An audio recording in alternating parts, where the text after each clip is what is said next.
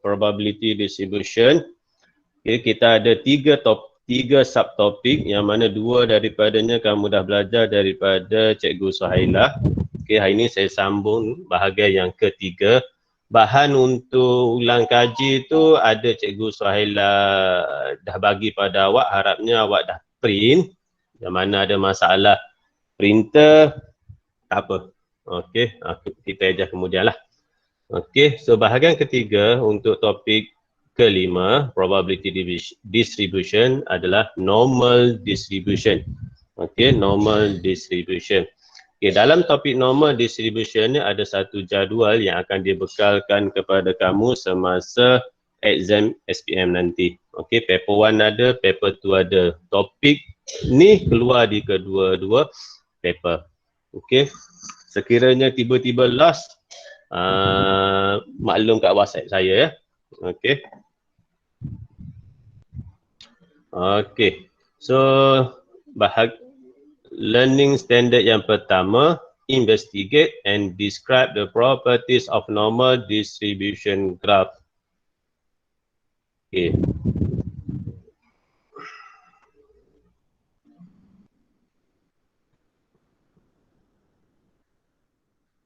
Okay, a normal distribution is a probability function of a continuous random variable. The distribution is symmetrical with most of the data clustered around the center close to the mean. The probabilities for the data further from the mean taper off equally in both directions. Kita tengok contoh lah untuk lebih faham. Okey, contoh ini adalah markah untuk 60 orang bagi dua kelas saya tahun 2019 ADMAT final exam. Okey, cantik je nombornya semua. Okey, so daripada jadual itu, okey, kita akan cari mean dan akan cari standard deviation. Okey, saya guna pakai Excel sahaja untuk dapatkan jawapan. So mean adalah 15 bagi data yang diberi, manakala standard deviation adalah 8. Okey, daripada data itu sama juga saya gunakan Excel untuk plot graph. Okey. Awak nampak macam bell curve tu, okey, bentuk loceng itu adalah normal distribution. Okey, itu adalah normal distribution. So kalau awak nampak dalam soalan bentuk macam tu, itu adalah normal distribution punya graph. Okey. Okey, so apa karakteristik dia in general? Saya tak nampak dah bawah dia tu. The notation use for continuous random variable S which has a normal. Okey. Seperti mana yang awak nampak itu. Okey, puncak paling tinggi yang inilah. Mana? Okey ni. Ini puncak paling tinggi kan? Okey, so ini adalah mean. Ini mean. Saya buat garisan dia. Okey, ni mean. 15. Seperti mana yang cari awal tadi tu. Ni mean. Okey, mean. So kalau tengok puncak tertinggi itu adalah mean. Dan bell curve ni kiri dan kanan dia adalah sama besar. Kiri dan kanan dia adalah sama besar. Okey, manakala standard deviation ni adalah mewakili lebar kiri dan kanan. Allahu Akbar. Okey, lebar mewakili kiri dan kanan. Macam contoh ni lah. Okey. Ni standard deviation. Biasanya bell curve ni kita akan bagi pada 3 bahagian. Ini untuk makluman sahajalah. Untuk makluman awak saja. So, lebar ni mewakili standard deviation which is 8. Ini pun sama.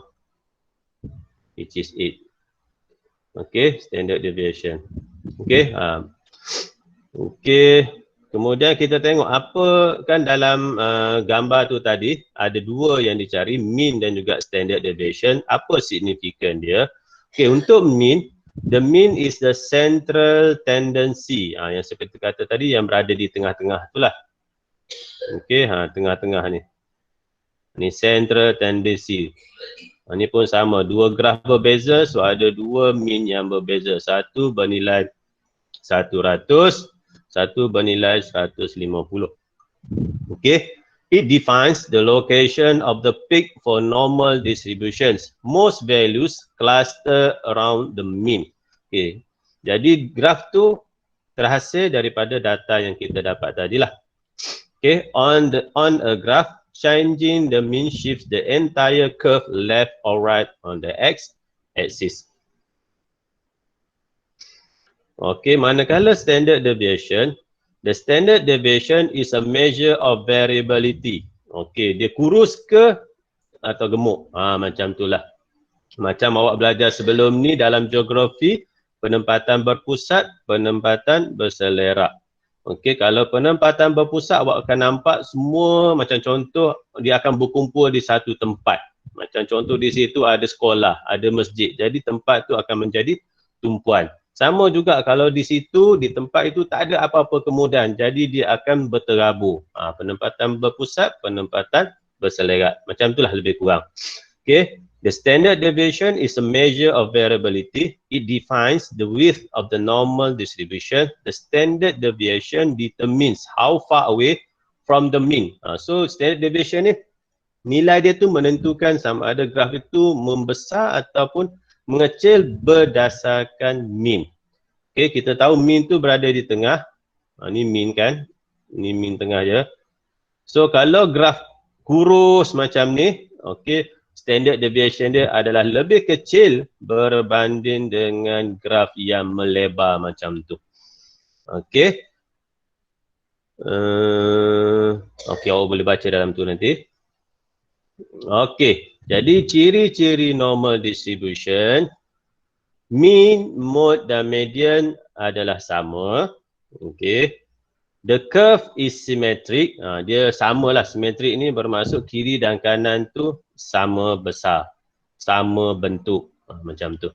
Okay, dan dia punya mean tu adalah garisan reflection line. Ni. So kiri dan kanan tu sama bentuk, sama besar. Exactly half of the values are to the left of center and exactly half of the values are to the right. Okay, bermaksud kita tengok yang last tu, the total area under the curve is 1. Okay, so awak boleh nampak curve itu, jadi area under graph. Ini nama dia area under graph seperti mana yang saya lorekkan sekarang. Ni area under graph. Okay, adalah sama besar bila kita tambahkan semua sekali adalah 1 sebab ini adalah probability. Okay, sebahagian sebelah kanan dia punya luas dia adalah 0.5, sebelah kiri pun nilai dia 0.5. Okey, bila kita tambahkan kedua-duanya adalah 1 sebab probability minimum adalah 0, maksimum adalah 1. Itu probability itu sebab nilai dia 1. Okey, kita teruskan. Okey, so cara kita nak wakilkan, cara kita nak menulis, okey, seperti mana yang awak boleh nampak kat sini ni. Ni cara kita nak menulis apabila graf tu berada di antara kawasan yang berlorek. Ni kawasan yang berlorek kan, mungkin tak nampak pada skrin awak. Ni kawasan berlorek antara A dengan B. So cara menulis nak cari probability adalah probability antara nilai A ke nilai B, macam tu. So dia punya simbol inequalities yang diguna pakai itu, okay, dalam topik normal distribution ni, kalau awak belajar sebelum ni dalam linear programming, kalau less than, so akan dapat dotted line. Manakala yang ada tanda equal, straight line. Okey, tapi normal distribution tak ada. Okey, tak ada. So di simbol ini dan simbol ini adalah sama. Okay, notice that the above two probabilities are the same since the normal distribution function is a continuous function. Okay, kita teruskan. Okay, kita tengok contoh. The diagram below shows a normal distribution function graph which is symmetrical at x equal 35. So ni, Bila tengah ni awak kena tahulah ini mewakili min. Simbol min macam mana? Macam tu. Macam mikro. So ini 35. Okey, manakala nilai yang diberi itu sama besar adalah mewakili standard deviation. Okey, 35 ke 8 adalah 7. 35 ke 42 adalah 7. Dia mesti sama. Dia mesti sama.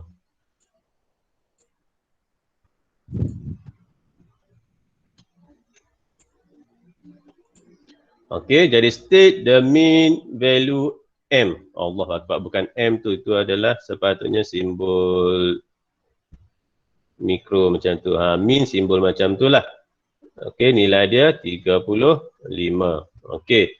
Express the shaded region in probability notation. Seperti mana saya tunjuk tadi lah. Ini adalah probability notation. Okey. Okey, cara menulis P, kita tengok nilai apa, 28. X, awak nak guna yang ini pun boleh, tak ada masalah ya.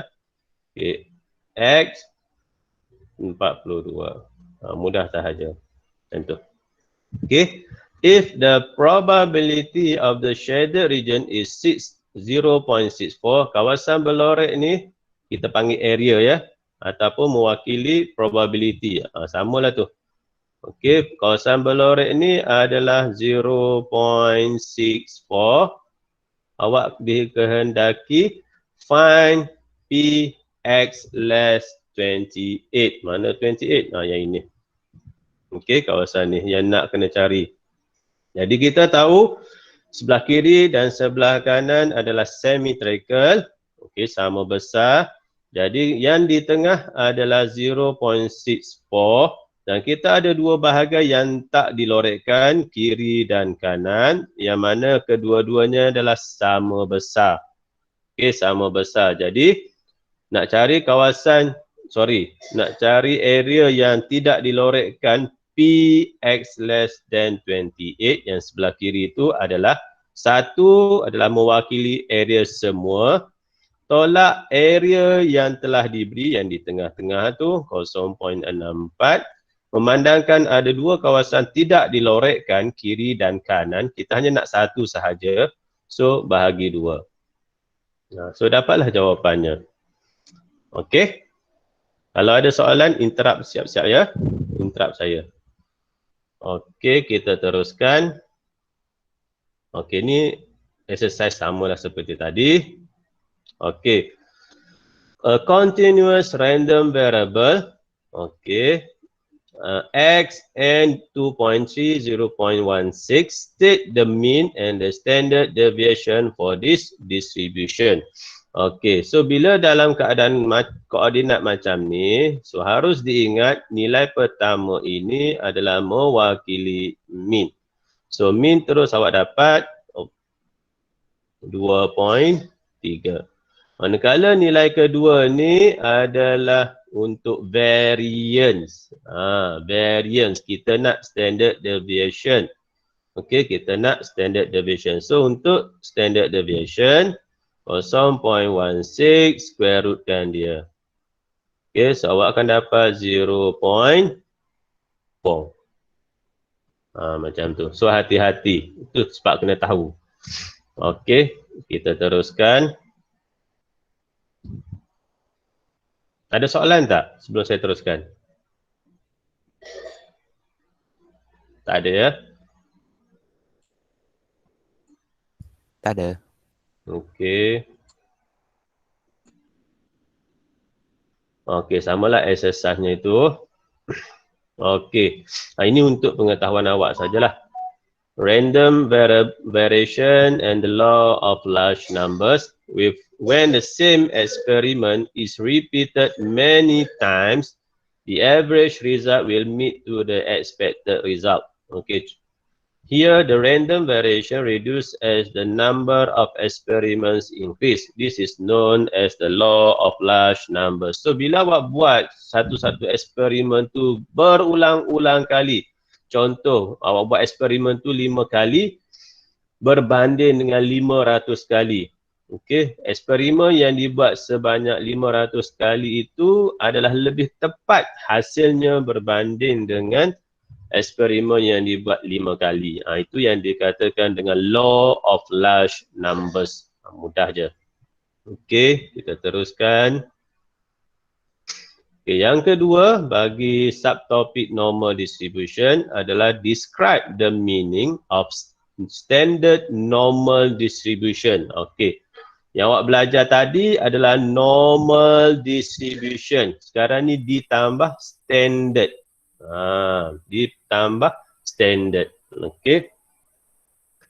Apa beza di antara normal distribution dan juga standard normal distribution? Okay. The diagram below shows 4 curves with normal distributions. Can all these distribution be standardized so that we can compare them? Okay. Tujuan diadakan standard ini adalah kita nak sama ratakan semua. Okey, supaya mudah nak diukur. Macam awak buat exam. Kita samakan grade. Okey, 0 hingga 39 gagal, 40 hingga 44 dapat E, 45 hingga 49 dapat D, dan begitulah sehingga awak dapat A+, 91 dan hingga 100. Kita kena ada standard. Dan samalah kes macam ni. Okey. Yang sebelum ni normal distribution seperti mana? Ya, alhamdulillah yang saya tunjukkan tadi. Yang membezakan satu graf ke satu graf yang lain adalah nilai mean-nya. Nilai mean-nya. Okey, standard deviation tu tak ada masalah. Mean yang penting. Okey. Jadi kita tengok a standard normal distribution is defined as a normal distribution whose mean and standard deviation are 0 and 1 respectively. Okey, kalau sebelum ni normal distribution, mean dan standard deviation adalah berbeza-beza. Tapi untuk standard normal distribution, kita kekalkan mean itu adalah 0, okey, standard deviation adalah 1. Okey, itu yang beza antara standard normal distribution dan normal distribution. Okey. Jadi topik ini kita akan guna pakai jadual seperti mana yang saya sebutkan tadilah. Okey. Daripada normal distribution nak kepada standard normal distribution, macam mana kita nak tukarkan supaya menjadi satu ukuran sahaja. Okey, menjadi satu ukuran sahaja. Jadi ada formulanya. Macam ni. Ini formula seperti mana yang awak nampak. Okey. Z ini diringkaskan kita panggil Z score. Z score ni ada jadualnya lah. Okey, ada jadualnya. Z ini mewakili standard normal distribution. Manakala X adalah mewakili normal distribution. X ni boleh dalam bentuk apa sahaja yang boleh diukur. Tinggi, jisim, panjang, macam tu. Okey, X ni boleh jadi apa sahaja. Manakala Z, Z tiada unit. Okey, Z tiada unit. Okey, kita teruskan. Ada soalan tak? Tak ada ya? Alhamdulillah. Okey. Ini untuk makluman pengetahuan awak sahaja. For data which are normally distributed, the standard deviation is of great importance as it measures the dispersion of the data from the mean. Okey. Seperti mana saya sebutkan sebelum tadi, standard deviation ni adalah menunjukkan lebar atau kurusnya satu-satu bell curve tu. Okey, seperti mana yang ditunjukkan di situ. Bell curve tu dibahagikan kepada 3 bahagian lah, seperti mana yang awak nampak di situ. 1 standard deviation, 2 standard deviation, 3 standard deviation. Tengah-tengah itu adalah mean. Okay, apa makna data itu? In general, the percentage data distribution for each standard normal distribution is as follows. 68.2% of the data lies within the standard deviation plus minus 1 from the mean. Okay, data yang dikumpulkan, okay, kebiasaannya, Allah Akbar. Kebiasaannya majoritinya berada dalam lingkungan itu. Okey, 68.2% data yang dikutip berada dalam itu. Okey.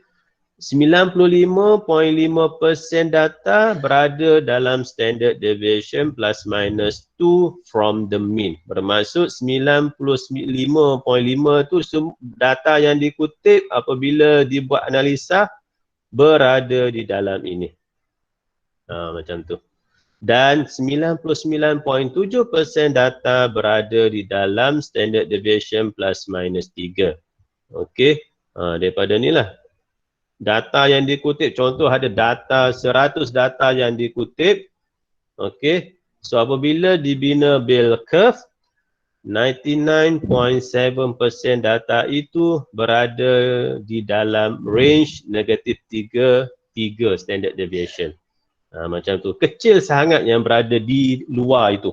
Kalau dalam contohlah, kalau dalam subjek kita Maths ni, yang kecil sangat tu yang gagal.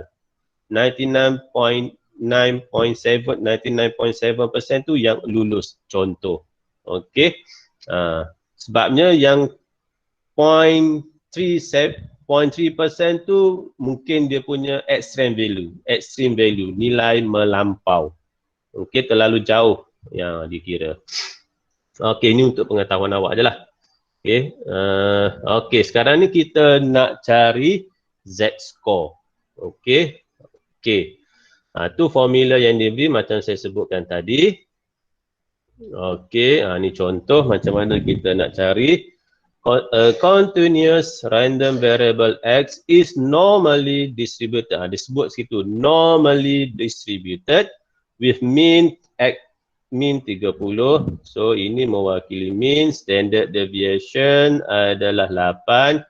Find the Z-score if X equal 42. So, masukkan sahaja dalam formula. Z equal X minus mean divide by standard deviation. X adalah 42, tolak. Mean adalah 30 bahagi 8. Okey. So, daripada kalkulator,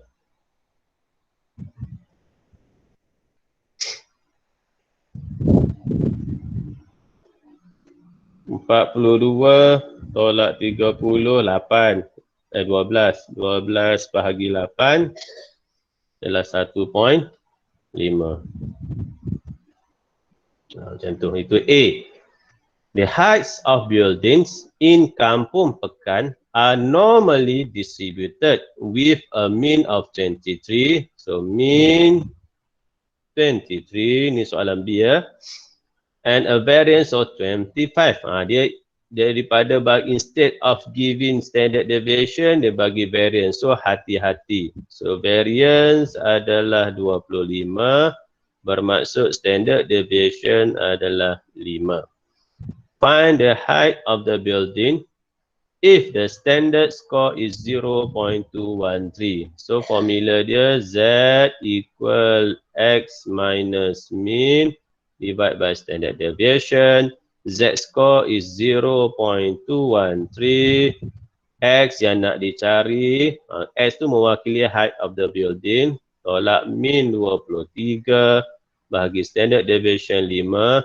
So rearrange the equation, you will get 0.213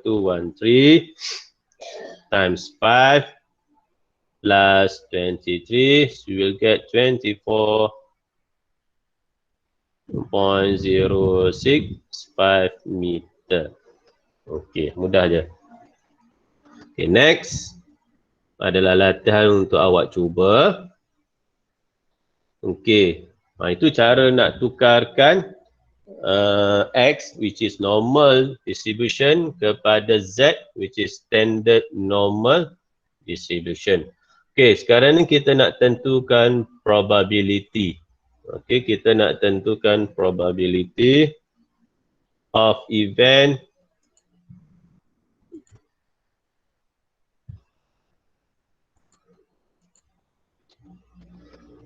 for normal distribution. Okey. Jadi, itu gambar rajah. Yang sebelah kiri itu adalah normal distribution. Okey. Yang mana mean itu bergantunglah mean itu yang awak dapat. Dan tukar kepada standard normal distribution which is mean equal to 0. Okey. Sebelah kiri itu adalah graf normal distribution. Manakala sebelah kanan itu adalah graf standard normal distribution. Okey, contoh. The length of a type of screw produced by a factory can be considered as normally distributed with a mean of 10.6. Okay, mean 10.6. Standard deviation 3.2. Standard deviation 3.2. Represent the probability that a screw randomly chosen from the factory has a length between 8.4 and 13.2 where Z is a standard continuous random variable. Okay, so daripada itu kita wakilkan yang ini dahulu. Jadi probability between 8.4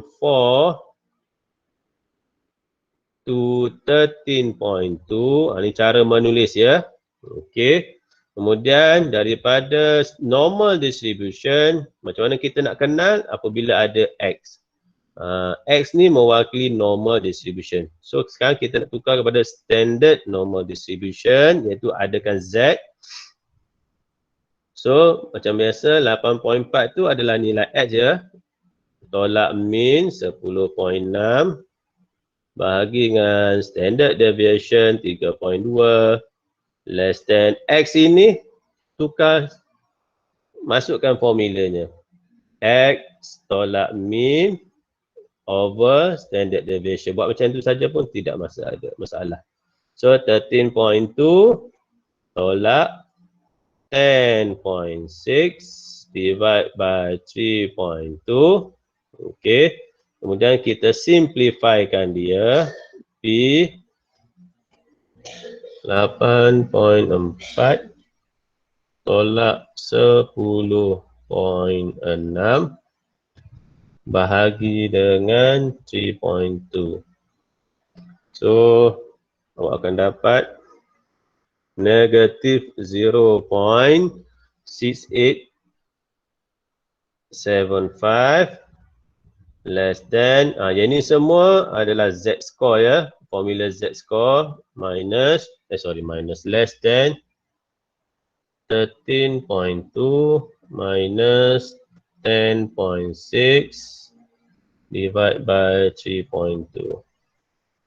So you will get 0.8125. Okey, berhenti setakat itu sahaja dahulu. Yang inilah. Okey, ada soalan? Tak ada. Okey, alhamdulillah. Kita teruskan. Okey. Kalau zaman saya dahulu, kita wajib ada buku ni. Sebab zaman saya tu penggunaan kalkulator tidak meluas macam sekarang. So Z-score itu ada dalam buku ni. Kalau tanya ayah, mak awak tu, diorang kenal lah ni. Buku CV matematik ni. Okey, dalam ni ada nilai-nilai sin, nilai cos, tangent. Kalau sekarang ni awak semua guna kalkulator. Zaman saya dan sewaktu dengannya, kita guna pakai buku ni. Okey, kita guna pakai buku ni. Kita panggil buku CV lah. Okey, dalam muka surat tu pun ada macam-macam yang ada data-datanya. Okey, kita ambil bahagian awak sahaja. Okey, ni bahagian ringkasan sahaja. Okey, bahagian ringkasan sahaja. Nilai yang diberi untuk SPM Yang itu. Okey, itu standard SPM. Memang ada di muka surat akhir ataupun antara muka surat awal. Ini diberi, jangan risau. Dan data ini juga boleh guna kalkulator. Tapi saya tak mahir, minta maaf. Saya lebih suka guna data yang diberilah hard copy. Okey, siapa yang rasa tu boleh cari dekat internet. Macam mana nak guna kalkulator dapatkan nilai-nilai Z-score ni. Okey, ada 3 bahagian. Saya besarkan, saya ambil yang table sahaja, macam tu. Okey, ada 3 bahagian utama. Okey, contoh saya bagi contoh, nak cari kosong,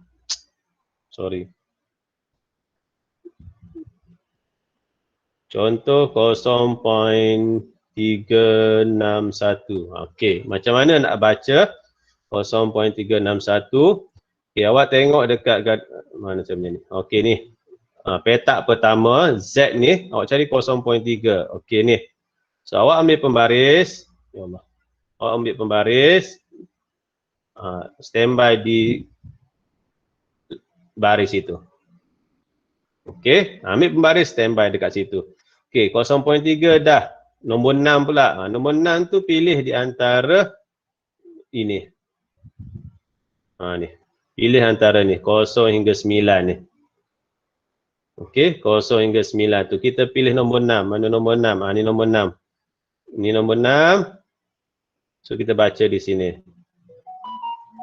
Okey, so itu 3921. Kalau saya salah, betulkan je, tak nampak mana ni. 0.3921. Okey, tapi ada lagi nombor dia. 1. Nombor 1. Kita baru baca sekat 6. Nombor 1. Okey, yang ketiga, titik yang ketiga, perpuluhan yang ketiga ni adalah kolom yang terakhir ni. Ni, kolom yang terakhir ni. 1 hingga 9. Okey, so kalau ada 3 tempat perpuluhan, so carilah ikut titik perpuluhan yang bersesuaian. Okey, nombor 1 kat sini kan. Okey, baca kat bawah, nombor 4. Nombor 4. Jadi, nombor 4 ni apa perlu buat? Pergi dekat tadi, buat manual. Jangan guna kalkulator, letak dekat belakang. Letak dekat belakang. 3921 dapat daripada sini tadi.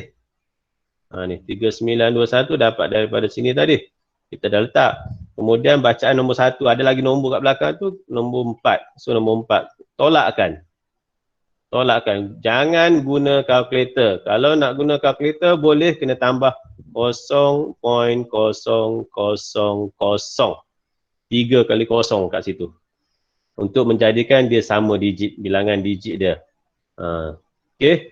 Jadi 1 dengan 4 is 7, 2 jadi 1, 9, 3, 0. So, bacaan untuk Z-score 0.361 adalah 0.3917.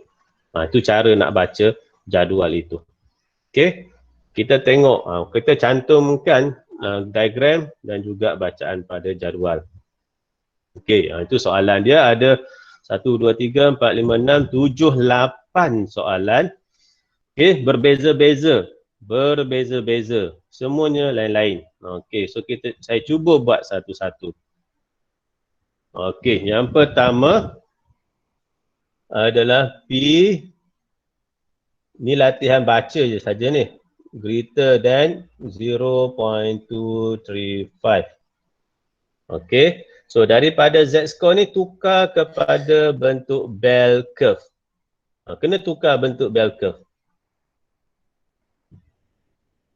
Kemudian awak identify, pastikan yang ni dengan yang ini tidak bersentuhan. Tidak bersentuhan. Okey, sebab dia infinity memang tak akan sentuh. Jadi Z lebih besar 0.235. 0.235 ni bernilai positif. So ambil di ruangan positif. Ingat, di sebelah kanan positif, sebelah kiri negatif. Okey, 0.235 ni, ini suka hati awak lah. Allahu Akbar. Suka hati awak lah. Letak je kat situ. Buat satu garisan untuk mewakili 0.235. Awak nak buat rapat dengan min pun boleh, ikutlah. Okey, tak ada masalah. Asalkan dia berada sebelah kanan. Okey, kemudian kita tengok simbol ini pula. Lebih besar, greater than. So daripada garisan palang yang awak lukis tadi tu, awak lorekkan area dia. Untuk mewakili Z lebih besar daripada 0.235. Macam tu. Okey. Jadi, bila awak dah buat lorekan macam tu, ingat bacaan pada jadual yang sebelah kiri tu adalah mewakili garisan yang dilukis ini ke kanan. Bacaan pada jadual adalah mewakili garisan ini ke kanan. Tu kena tengok, kena lukis bell curve ni dan tentukan kawasan yang kena lorek supaya bacaan kita betul. Okey, jadi yang ini mudah saja, 0.235. Macam tadilah proses dia. Pergi dekat 0.2 dahulu. Okey, yang ini ambil pembaris, standby dekat garisan itu. Kemudian 0.2 dah. Nombor 3, mana nombor 3 ni? Ni nombor 3 kan? Okey, baca. Ni. 0.4090. Kalau saya salah, betulkan ya. Kadang mata saya tak berapa nampak ni. Okey. Kemudian ada lagi nombor 5. Nombor 5 pilih yang petak belakang pula. Nombor 5 ni, nombor 5. Baca 19. 19 letak dekat belakang je. Tolakkan. So kalau guna kalkulator, tambahlah kosong-kosong yang tidak diduduki tu. Okey, ni 1, 8, 1, 7, ni 0, ni 4, 0. Okey, so 0.4071 adalah mewakili area yang dilorekkan. Okey, dan area ni juga mewakili probability. Okey, probability 0.4071. Sekiranya probability itu kena tukar kepada bentuk percentage, awak darab jelas 100%. Contohlah ni ya, sekiranya diminta. So awak akan dapat 40.71%. Ini contoh. Okey, selesai yang A. Okey, yang B pula. Ada 8 tu, saya kena tunjuk satu-satu. Okey, yang B pula. PZ kurang daripada negatif 2.122. Okey, jadi bell curve kena buat supaya kita tidak tersasar. Okey, negatif berada di kiri, labelkan negatif 2.122 kurang daripada, so berada di kiri. Itu. Okey. Jadi tengok kepada jadual, didapati tiada nombor-nombor negatif. Di sini nombor negatif ada. Caranya adalah awak pantulkan pada garisan min. Pantulkan ke kanan. Jadi bentuk dia, kan ini symmetrical. So bila pantul bentuk samalah. Kita nak dapatkan nilai positif. Okey, so kat sinilah 2.122 ni. Okey, area ini dengan area ini adalah sama besar. Sama besar. Jadi boleh bacalah dekat table tu 2.122.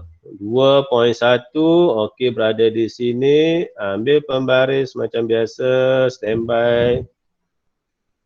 Kemudian 2 di sini. Okey, bawa turun. Baca di sini. Berapa nilai dia tu? 0.0170. Okey, tu nilai dia. Kemudian ada lagi nombor belakang? Ada nombor 2. Okey, tak apa. Ni nombor 2 ni. Baca 1 saja. So, 1 berada di bawah. Tolak. Okey, isikan tempat kosong tu dengan 0, 0. Okey, kat sini kalau nak guna kalkulator boleh. Tapi saya sarankan guna manual je lah. Okey, itu jawapan dia 0.0169. Ingat, ini probability. Probability tiada negatif. Okey, probability tiada negatif. So kalau awak dapat jawapan negatif, maksudnya awak terlupalah tu. Ini adalah konsep probability. Okey, yang seterusnya yang C.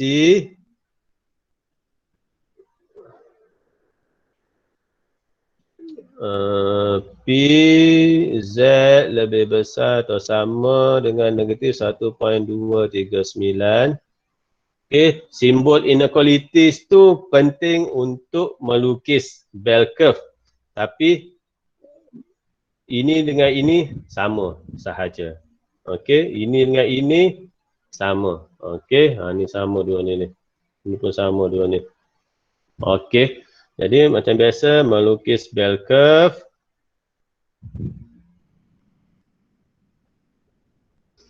Okey, jadi negatif berada sebelah kiri, negatif 1.239. Okey. Kemudian simbol dia greater than or equals to, ini. Okey. Jadi kawasan yang tidak dilorekkan adalah berada di sini. Kita nak kawasan yang berlorek, bukan yang tidak berlorek. Tetapi yang tidak dilorekkan itu membantu kita. Okey, nilainya adalah bernilai negatif. So macam biasa kita convert kepada positif. 1.239.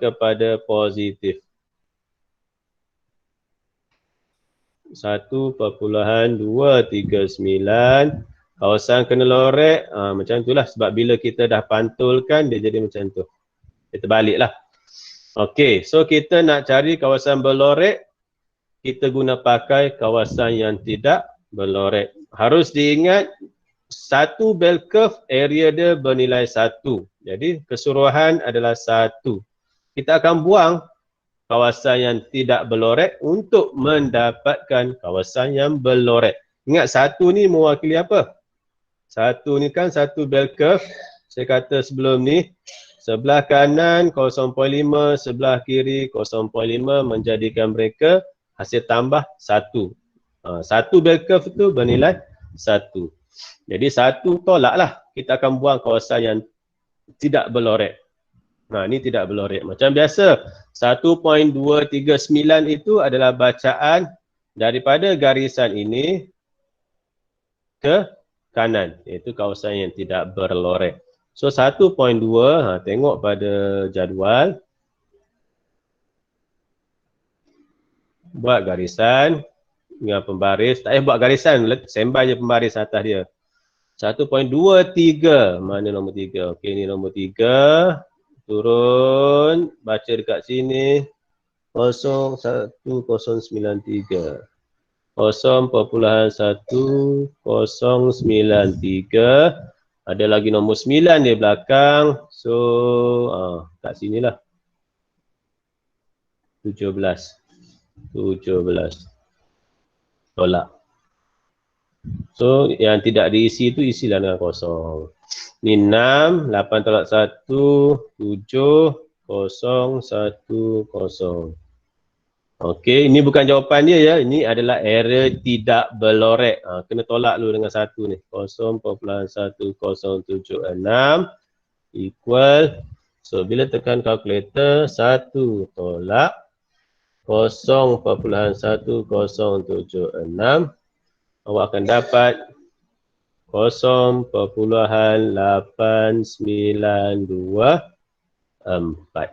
Macam tu. Okey, seterusnya D. P Z less than 2.453. Okey. Ada tanda equal. Okey. Jangan pula awak buang tanda equal tu. Ikut je soalan. Tapi bila melukis tu tak apalah. Okey, macam biasa lukis bell curve. Okey, dia berada sebelah kanan 2.453. Okey, dia punya simbol inequalities less than, so di sini. Okey, bentuk graf ini sama seperti bentuk graf yang sebelum ini yang telah dipantulkan. Okey, yang telah dipantulkan. Jadi mudahlah. Satu tolak. Baca pada graf nilai 2.453 ni, letak di sini, guna kalkulator, dapatkan jawapan. Okey, yang ni saya skip lah. Awak dah boleh tahu dah. Okey, yang tengah pula E. P0Z 1.236. Okey. Macam biasa kena lukis dulu. 1.236 dan Z tu berada di tengah-tengah antara kosong. Kosong tu adalah means tu lah ya. Ni. Okey. So yang macam ni pula, okey, memandangkan dia guna half sahaja. Okey, dia guna sebahagian bell curve yang berada di kanan. Kalau dua-dua bell curve dia guna pakai, kita letakkan satu, tolak. Tapi sekarang ni dia guna sebahagian sahaja. Bila sebahagian sahaja, ingat sebahagian adalah diwakili oleh 0.5. Sebahagian, separuh sahaja. Okey, kalau satu mewakili kedua-dua bahagian. Kalau satu bahagian diwakili oleh 0.5. Tolak.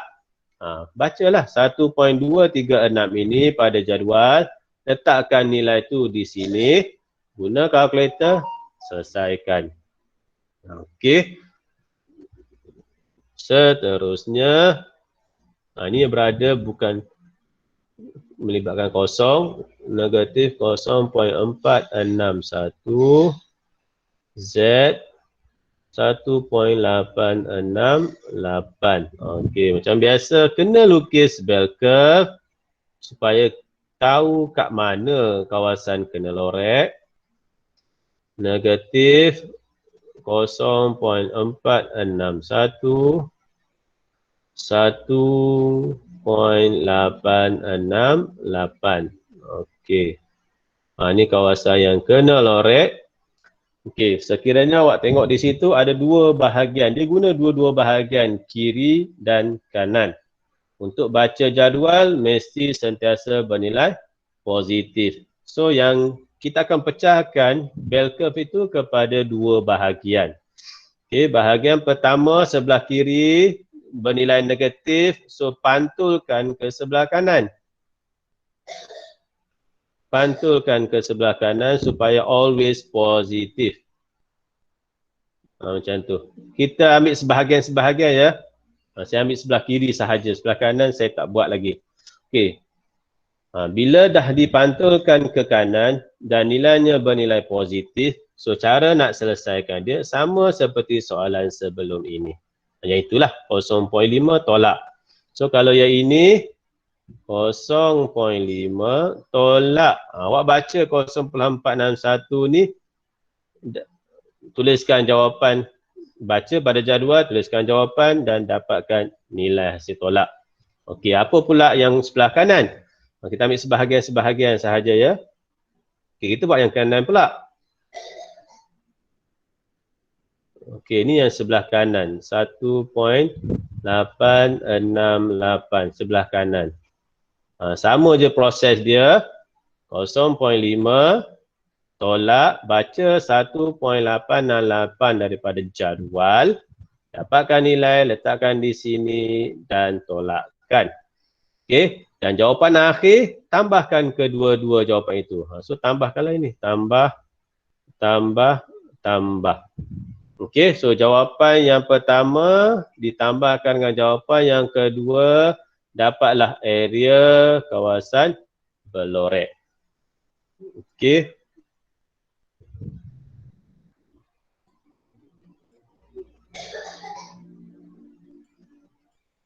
Okey, yang seterusnya. Okey, kalau awak perasan di situ ada dua simbol palanggol tu, modulus tu, G dan juga H, tetapi inequalities yang berbeza. So hati-hati. Okey, yang G itu P Z score greater than 2.063. Saya nak tunjukkan beza simbol kedua-dua ini. Okey, satu greater than. Untuk yang greater than memandangkan dia ada modulus. Okey. Jadi bell curve awak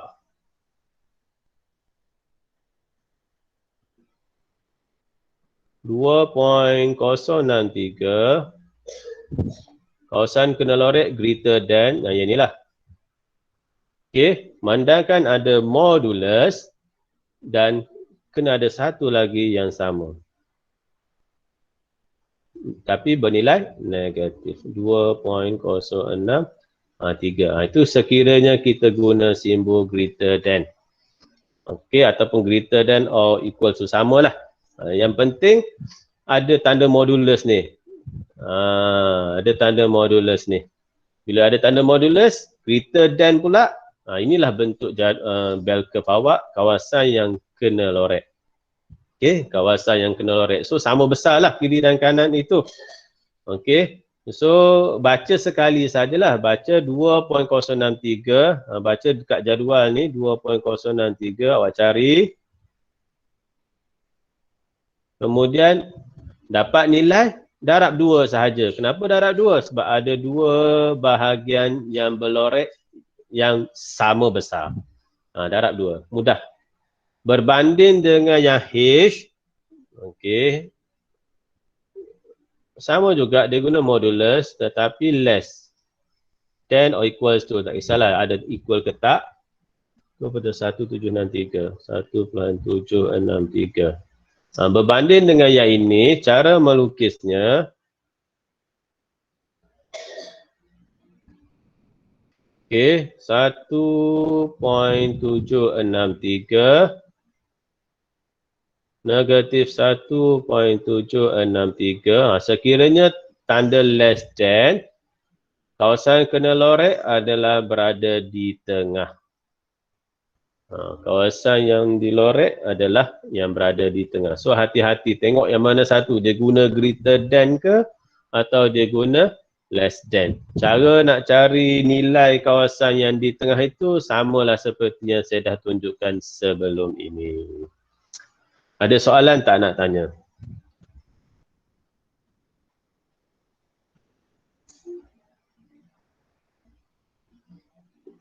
Okey, tak ada ya. Okey. Tak ada juga. Jadi untuk yang ini rasanya saya sambung minggu depan lah. Ini pun dah 9.30. Nanti pening pula, banyak-banyak benda pula. Okey, nanti Cikgu Suhaila akan sambung di contoh 19 ni. Bagaimana pula nak cari nilai A apabila diberi seperti yang ditunjukkan itu.